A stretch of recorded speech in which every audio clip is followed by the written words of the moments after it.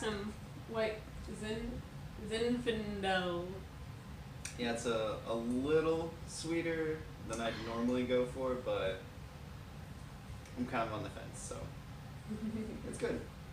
Okay, so today we are going to make some really fast curry masala thing. I'm not great at naming recipes at all, but I thought they're good recipes, so I'm gonna throw them up here. And it's nothing crazy, like I don't measure anything, and I don't make anything difficult. Some of these do have a lot of ingredients, I guess, but you could switch things out for other things, and it's not, you don't need one specific thing necessarily. You could definitely like do this on a much more minimalistic scale if you wanted to. And this is going to be all vegan. Gotcha. So first I'm going to fill this up with some water. Rice. This is a one pot situation because I don't have time for multiple things most nights. Okay, so we're going to add in rice and try not to add too much because a lot is going in here. I always add too much and then we have more leftovers than we can eat. But we've gotten better, but you know, it's kind of like flavoring. So next, red lentils. Pour them in there too. I'd probably do like half the amount as I did the rice. And then I turn on the heat. And I would say that I've never had a problem with lentils, but this dish is what kind of got me regularly eating them. Yeah, like I didn't eat lentils before, pretty much at all. So this was like the first recipe where I was like, I'm gonna incorporate lentils. Here we go. Yeah, it works out really well. All right, next, chickpeas.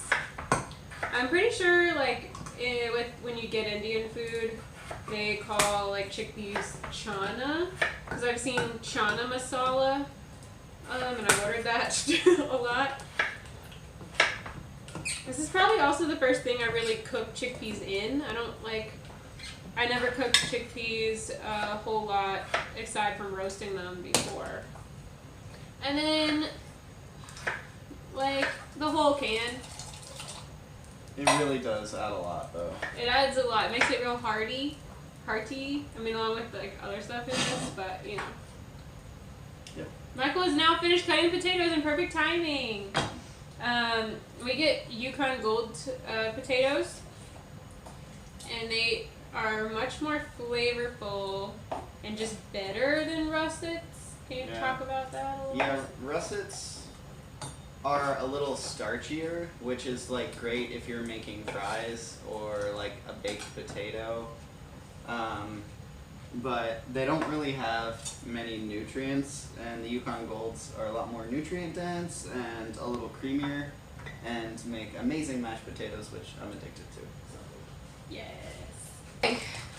Next, this is not zero waste, but I've been, every now and then I'll get peas and carrots already handled, frozen, and I'll just pour some in there. You know, what is it that they say on fancy recipes? They say to taste. Add peas and carrots to taste. We're real fancy. I've also thought about if you wanted to be really lazy, instead of cutting up potatoes, you could like get hash browns or something frozen and just pour them in there. Just a thought. That would be like the Americanized curry. I mean, it'd be good. At least you're eating well, I guess. Yeah. But I mean, you're eating better. and it's vegan, yeah. So I'm enjoying the wine cooking. I want to wine cook more often. I think we need to. And this isn't even a lot. Like, really, I throw everything here in the pot within probably 10 minutes, and then I let it sit for 20 minutes, and then we're eating it. So. Oh yeah, extremely manageable. Yeah, it's not bad. Like the cook time, I guess, is like 20 to 30 minutes, but like you're only actively doing anything for 10. Okay, so we have some red onions Michael has cut up. You can add these at any point, really depends on how much you want them cooked, it doesn't matter. We're gonna start spicing it. The first thing, and the most important thing in my opinion, is garlic. If you're a vegan and you don't love garlic, then I don't understand you. Garlic's amazing. Garlic! Flavor, health benefits, everything.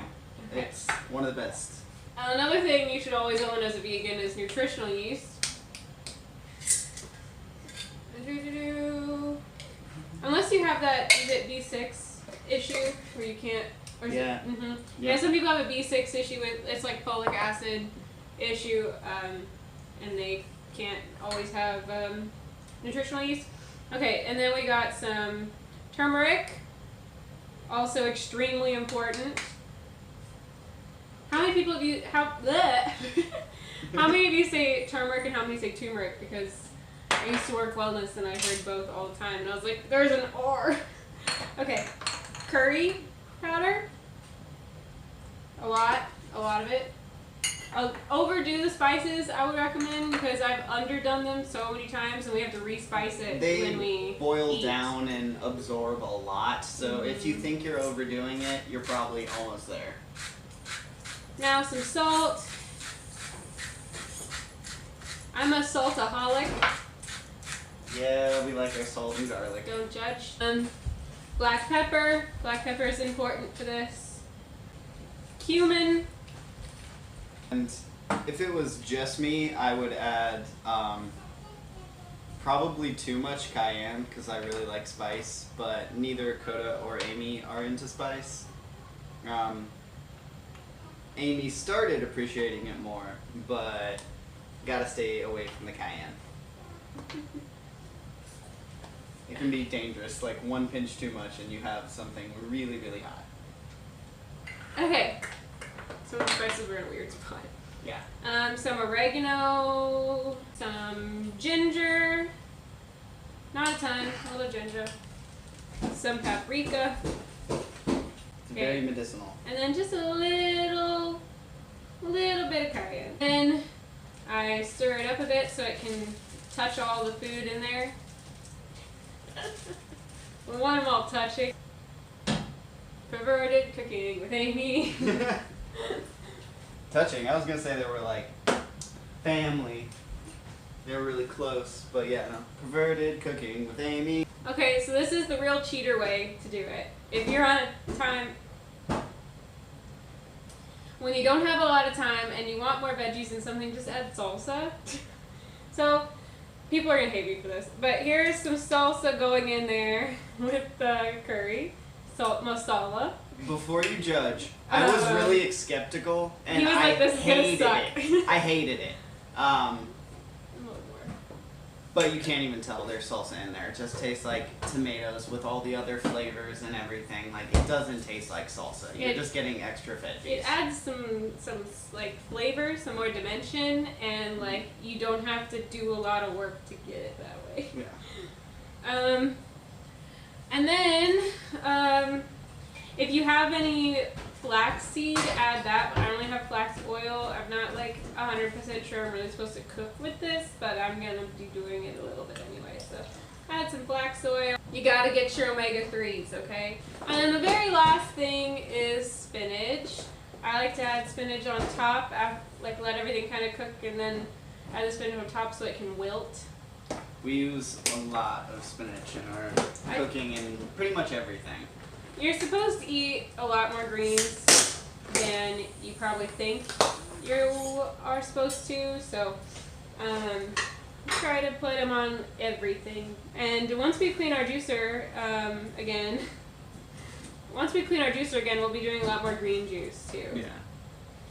And celery juice. On that celery juice. Yeah, I like pretty much every vegetable except celery. I don't hate it anymore, but I don't like the flavor. It's sharp and weird, and it's like I'm flossing with a vegetable. It's not good. Oh my god. Okay, then I just get all the little stems in there. Get them all in there. Top it off with the lid. Let it sit for like 20 minutes. Then you can do whatever you want, and then you just you get your bowl ready, and you. In 20 minutes, you could probably drink another glass of wine. I'll show you what it looks like when it's all done.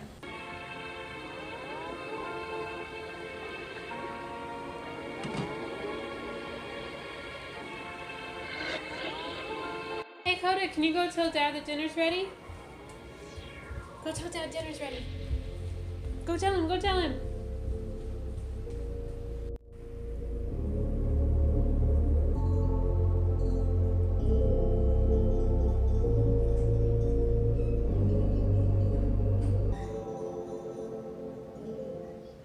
Okay, so this is it finished. And we did end up adding some cashews last minute because we realized we had some. Cashews are a great addition. And now we're just gonna eat and stuff. So thank you so much for watching. Like and subscribe, and I'll see you next time. Let me know if you want more like cooking type videos. Yeah.